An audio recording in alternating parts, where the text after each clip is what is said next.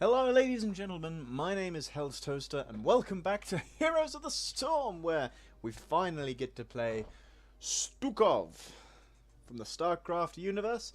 I can't remember his title. I believe it's the Infested General. Let's go to Collections. Infested Admiral. As I said, he's from the StarCraft universe. He's a very interesting support. I've played a couple of warm-up games and I'm really enjoying him, I have to say. I do, however, have access to his pirate skins, so I will be taking that one out for a spin. I haven't played with that one yet. I want to see how cool that looks. What mount shall we go with? Do we have any nautical themed mounts? We have the surfboard, so let's go with that one. But anyway, yes, he is a very interesting support. He plays through viruses using his healing pathogen on his weighted pustule. There are two builds that I've seen floating around. One's your healing out, very much healing focused build. The other one is very much a build around your E, which is the lurking arm, which I'll show you in this. Which I'm going to do that build, the E build in this game, so you'll see the effect of that very much. A lot, sorry, I should say. But I know it's kind of, I should go for the other one because the damage-based E build is the one that most of the community is rallying around. But I feel like I played 2 games with this healing-based build, and they were very close, whereas the game I played doing the damage-based build against another Stukov, just the silence and the talents you get for the E build just help so much more and allow you to have such a larger impact on the game. So that's what we're gonna go for. We're gonna see if we can achieve Victory above all! victory above all. And let's see how this goes.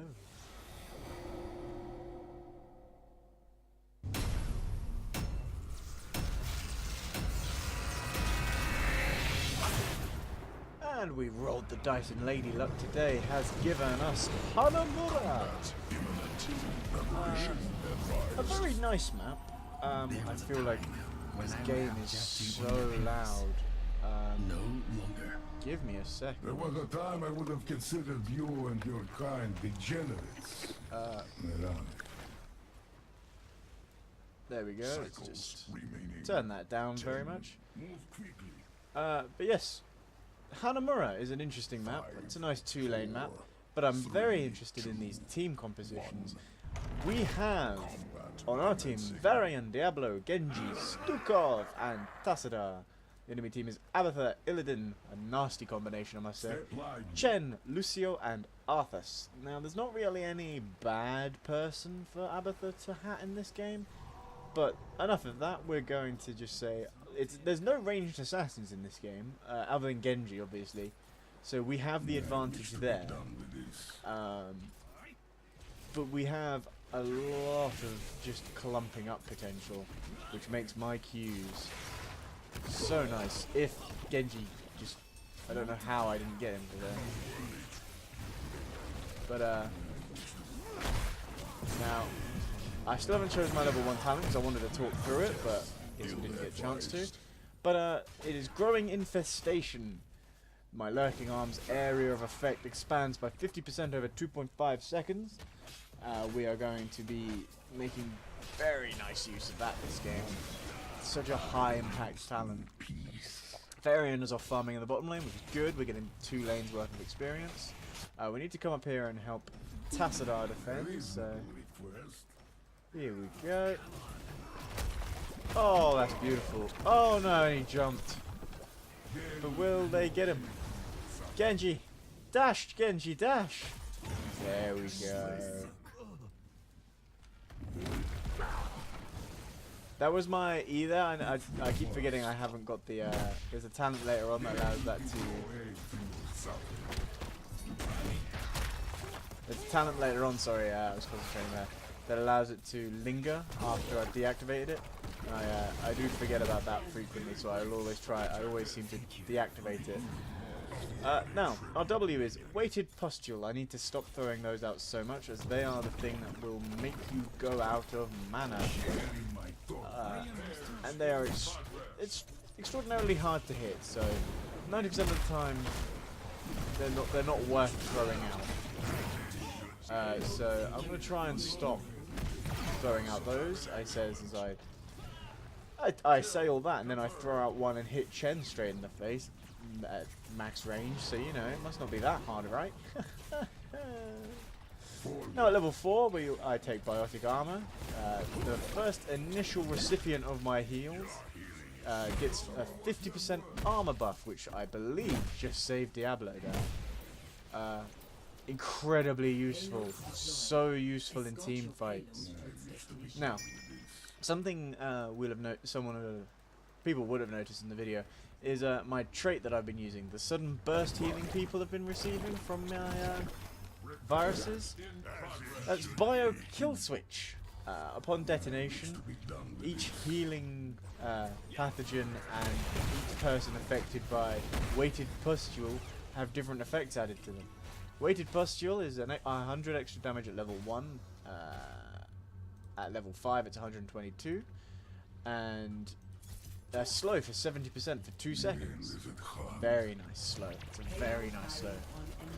However, what I usually use it for is for the healing, which is a massive burst heal of 33, sorry, at level 6. And it is so nice to just get that nice, just boom, burst healing. And there's a talent at level 4, vigorous reuptake, increases that healing by 50%. It's like Ancestrals from Rhaegar. It's just so much healing everywhere at max level. But now I'm just going to throw it out. That is my lurking arm there. Now I'm taking within my range. It's another upgrade for it. Increases the range it goes. It's a very nice upgrade. You can now basically hit people from another screen away. Just throwing out my healing pathogen here, just having it spread to my team. Have Lucio slow down a little bit. And that allowed Genji to get a nice kill off there, so I'm happily using that mana. We're dominating this top lane. It is 4v2, which is a weird way the enemy team is... a weird way the enemy team is deciding to deal with these lanes, but again I used my weighted pustule and the bio kill switch for it there, but it was to secure the kill. Chen can easily just jump away, so we're just trying to secure the kills for our team. But I'm gonna try and start saving my keeping him silenced now. No healing for him. And now bio kill switch to heal myself up, and we just keep our team in nice, powerful position. Illidan is taking down our fort, and thus the mechanic on the map of Hanamura is tied to your forts, which is why it's so important for if you're playing this in ranked or in the draft mode to ban people like Azmodan and maybe Sylvanas, depending on how well you can play against Sylvanas. But as someone who tends to struggle, I would probably ban her. But split pushers, the reason why it's so important to ban these people is the game has an ammo system for the payloads you have to push. So this is the enemy team's payload, our payload is down here, and each time you get them to their destination, which is our destination here on the enemy side, their destination here on our side of the map, they fire off one shot for any normal payload, but every time you take down a fort, or a build, like an objective building, so forts and keeps, but not towers and such, no, that would be way too strong, it adds 1 ammunition for that one payload.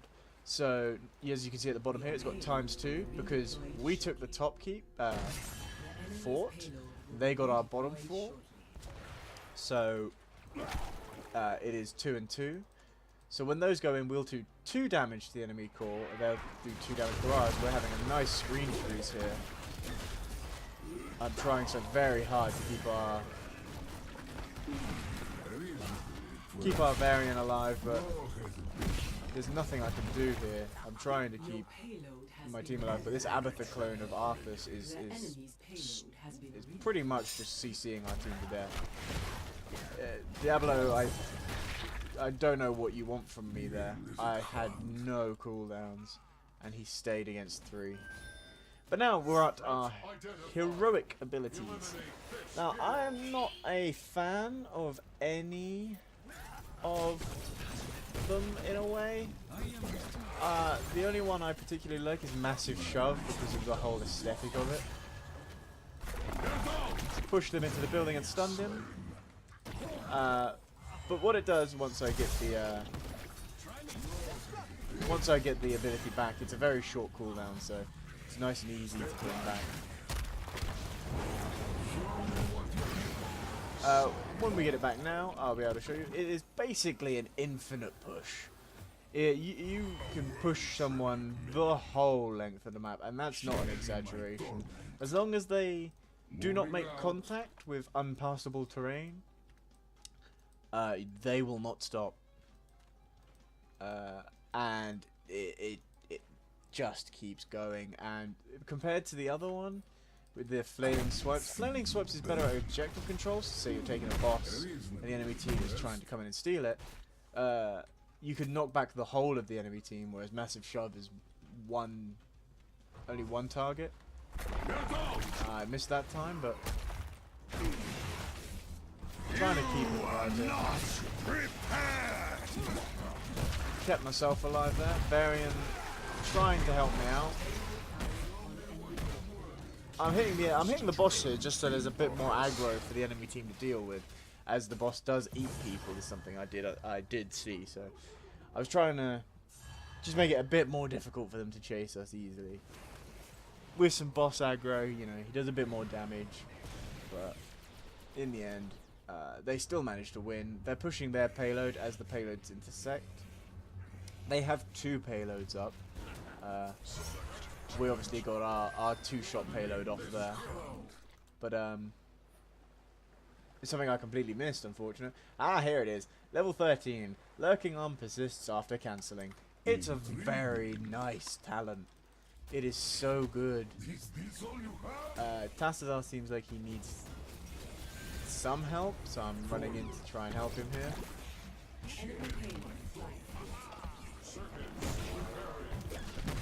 So I'm just at this point. Oh my god, that was.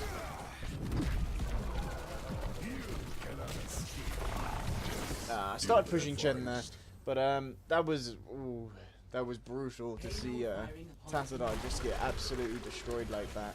We are a bit too split. The enemy team's Arthas, and the fact that Abathur is cloning Arthas is so brutal. The CC they have, we are effectively everyone in this game is close range. Lucio, I'd say, is close range, or at least you know, melee range, because he has to stay within range for people to be healed. Whereas, you know, I am melee unless I take the level 1 spine launcher talent, which is a talent I really enjoyed. But if I'm taking the E build, you need the growing range, because without it, your E is very lackluster, even with this build where you focus on it. But yeah, the enemy team just got boss. Illidan is attacking our Tassadar. And there we go. A nice weighted pustule. I was trying to slow him down in case he decided to pull any funny business, but instead he was trying to hunt, but our Diablo interrupted him very nicely. We're now going to try and get down here to stop the enemy team from taking our keep, because that's not something we want particularly. So I'm going to try and get behind the enemy team. And Arthas is in the base. Arthas is very much in the base. He's all the way in there. Now he's just got back because he had to fight through the tower defenses. But we took him out of the fight very nicely. We pushed him from here all the way over to here. So he was getting hit by our core and just slowed because the core's tower shots do apply a slow. So we kept their main tank out. Unfortunately, the Abathur clone was still there.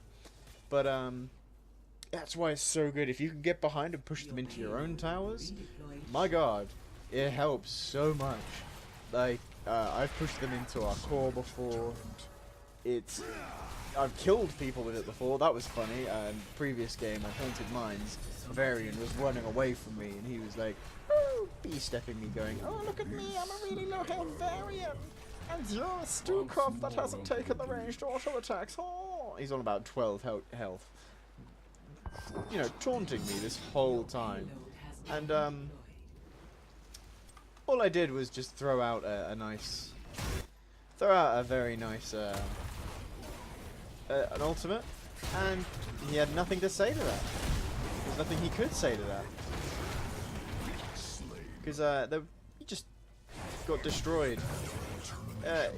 Just straight into the wall, and dead. But now we're just trying to link all of our pathogens in here. I'm now silencing this Arthas, so he can't just heal on our... oh, it's unfortunate. There we go. He is massively slowed though. Body slammed into a punch. Our top keep is very low. But we need to run for our payload right now. We've got 2 shots in our payload. The enemy team only has 1. However, I believe they're about to get their second payload to spawn. Which is... oh, Abathur's over here. Abathur's around here. Or that was a nest spawn. That may have been just a nest spawn. Kill that one because it's got the Abathur top hat. Yeah, don't let Illy play. We need to absolutely CC Illidan to all hell. Now, Abathur's back down there now. That may have just been a nest, or he may have burrowed. I'm not entirely sure. The enemy team has 4 HP on theirs. We have 3 HP on ours. They're about to have 2. So we get to an interesting point now. If we get our bottom payload, and then we can go for boss, as it is up, I believe, very soon in 1 minute and 20 seconds. Once we have this team fight down bot, if we win this team fight, this could be the end of the game for the enemy team, as it would open us up to getting boss and just taking so much. Oh, the enemy team have left us on 1 HP. This is where it gets interesting. We left the top structure to get damaged by minions, and thus, in the end, just get absolutely... I'm taking Lucio out this fight as quick as possible. I'm now also silencing Arthas, trying to help out there as much as possible so he can't self-heal too much. Lucio didn't die, unfortunately, but I believe this is us losing, actually. It's such a turnaround on this map, and with Varian chasing, we have lost the game. But it's such a turnaround on this map. Hanamura is always such a close map. GG team, but it always comes down to the nitty gritty, and you almost never hit level 20. Usually you either win before that, or... Not possible. I guess my team doesn't believe it was GG. I think it was. Their Abathur did great, yeah. Abathur was amazing, copying Arthas all the time. That Arthas copy absolutely just messed us up. I'll give that to him. Epic. But I'll go through the build properly in the talent screen rather than forgetting like I did in the Uther video. Hashtag humble, not humble brag, what would it be? Humble apology probably, or humble recompense. But once we get through this loading screen, I'll walk through the talent build. Obviously you can find this almost everywhere online. As I said, it is the most common talent build for most Stukov players at the moment. So at level 1, we go for Growing Infestation, increasing Lurking Arm's area by 50% over 2.5 seconds. Again, considering Lurking Arm, let's go through this quick because I don't think I explained it too well in the game. Channel at a target location, creating an area that silences enemies and dealing some damage. It's not a lot of damage, but the crucial point of that is creating an area that silences enemies. This ability is so good when combined with other CCs, it's just not even funny. So increasing the area over 2.5 seconds is great. Level 4, always biotic armor. Vigorous uptake can be particularly good, but to be honest, it's a lot of detonating to get to. But the armor, if you've got a squishy target such as Li Ming maybe, the armor is so good at stopping them from just being absolutely bursted out. At level 7, I tend to always go for lurking within my reach. It Hungers isn't really taken because you don't really need to worry about the cooldown. The range for which you can almost siege silence people then is just stupidly long. It's like across a whole screen. Again, at level 10, we talked about this in the video, I prefer to take the Massive Shove because the ability to just remove one person, if you get it at the right angle, you can remove them from just a whole team fight, is amazing. You can use it to kill people, as I said as well, anecdotally, and as I showed in the video, just moving Arthurs under our own towers won us that team fight. At level 13, Lingering Spines. Lingering Arm persists 1.5 seconds after cancelling. That plus the massive area from the level 1 talent just is 1.5 seconds of that much area denial is stupidly strong. If you can find a position, if you can find the positioning and just silence their healer that allows your assassins to just go in and blow them up, it's just it's so good, so good. At this level, there are 2 other level E ability talents, which is Low Blow. Lurking Arm does 150% more damage to enemy heroes below 25% health. Usually, with the silence and your team, enemies below 25% health don't tend to stick around. And then you have Virulent Reaction. Detonating the weighted pustule on an enemy who's inside Lurking Arm roots them for 2 seconds. It is good. It is a very good talent if you need the additional CC.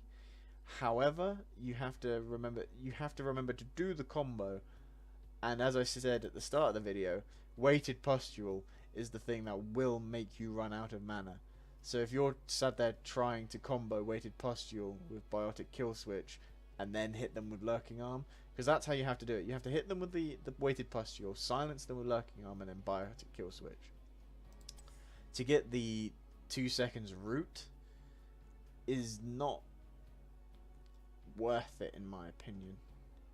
There's so much comboing that needs to be done. If you can get good at it, you can swing team fights so easily, but it's too much when you have something like the Lingering that allows you to then start moving and casting spells again. You can have a higher impact by your movement than you can by rooting the number of people, because 9 times out of 10 with weighted pustule you'll only hit one person, so root one person for 2 seconds or be able to move around, heal and use your ultimate. It's a bit more, at least heavily weighted in Lingering Spine's favour.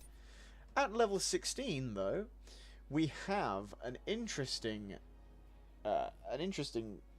range of abilities. I tend to always go at least either for Pox Populi or Super Strain. If they have high stuns on their team, it's usually Super Strain. But if they don't have a lot of CC or they only have 1 or 2, Pox Populi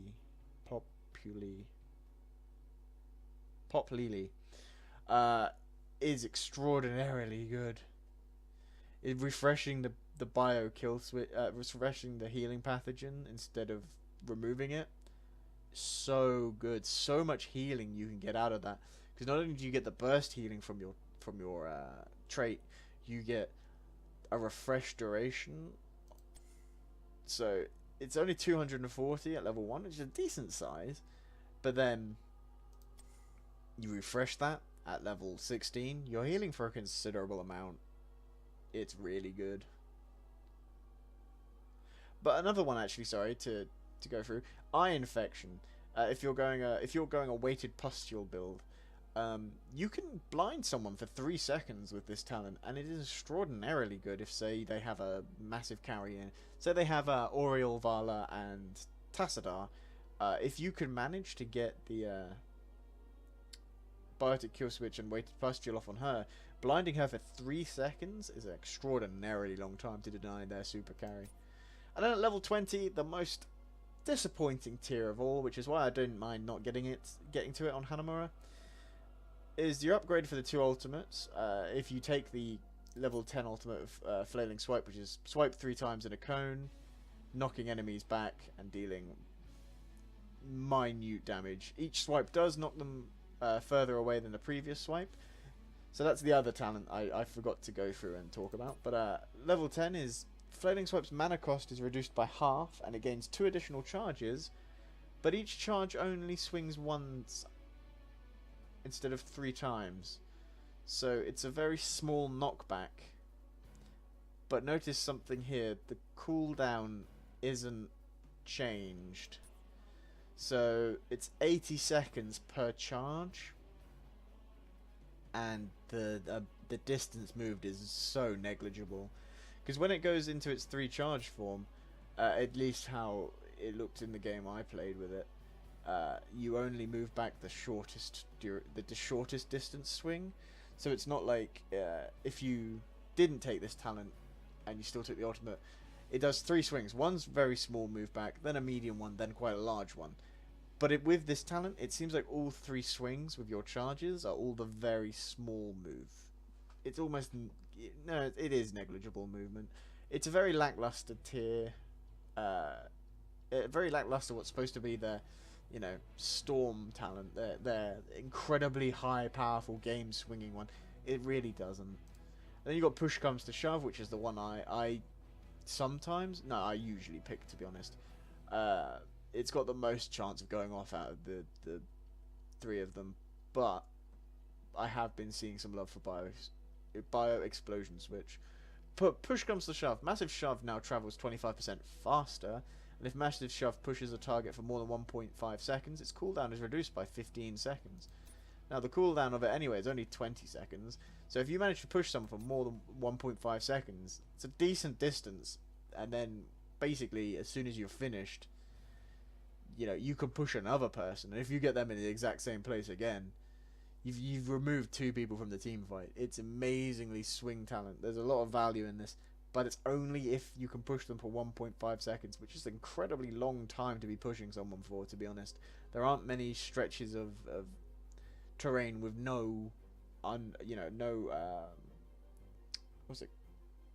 Can't remember what it's called. The terrain where it can hit unpassable terrain. And then Bio Explosion Switch, which I only found in the last game I practiced in. It now detonates Lurking Arm when you use your trait with it, applying a weighted pustule to the enemy, to any enemies inside. But it also silences them for 2 seconds. So if you use that and your E won't persist anymore. So basically, taking this and the Lingering Spines effect is not worth it, because as soon as you press your trait, it will cancel the whole thing, so it won't linger afterwards anymore. The whole thing will cancel, but that will keep them silenced for 2 seconds afterwards, so effectively turning your channeled ability into just a straight up silence, a 2-step silence basically, with a slow on top, which is nice. Again, quite lackluster and still not hard to pull off, but not very big, not very game swinging. You can get a massive silence on the enemy team off for 2 seconds, but then at the same time, that's kind of what Sylvanus' does. What does Sylvanus' Black Arrow actually silence for? Let's have a look here. Wailing Arrow silences for 2.5 seconds and is incredibly much easier to hit. Yes, it's got a longer cooldown, and you can do Stukov's once every 16 seconds, I believe is his talent, his trait. 16 seconds, but that's, if you're focusing so much on that, I don't believe you can effectively support your team. If you're winning and you're able to use this combo, then all the power to you, because you've got that, you know, kind of winning advantage mindset. But other than that, I think level 20 is the most lackluster tier for Stukov. There's not really many, not much reason to pick one over the other. I pick push comes to shove purely for the fact that if it goes off, if I manage to hit that, that's 2 people out of a 5-man team fight. It becomes a 5v3, and 9 times out of 10 you win 5v3s. And if you manage to push out, say they have 1 tank and you push their tank away, your assassins can just roll over them. But yeah, that was my Stukov video with the octopus. Stukov video playing the E build, currently the community favorite. It was unfortunately a loss on Hanamura, but an incredibly close game. If we hadn't let the I think Abatha might have taken it out, to be honest. I'm not entirely sure. If he did, then he very much deserved the MVP. But we shouldn't have left the top fort so low. But no more shoulda, woulda, couldas. This has been Here is the Storm with Stukov. I have been Health Toaster, and I'd like to wish you all goodbye.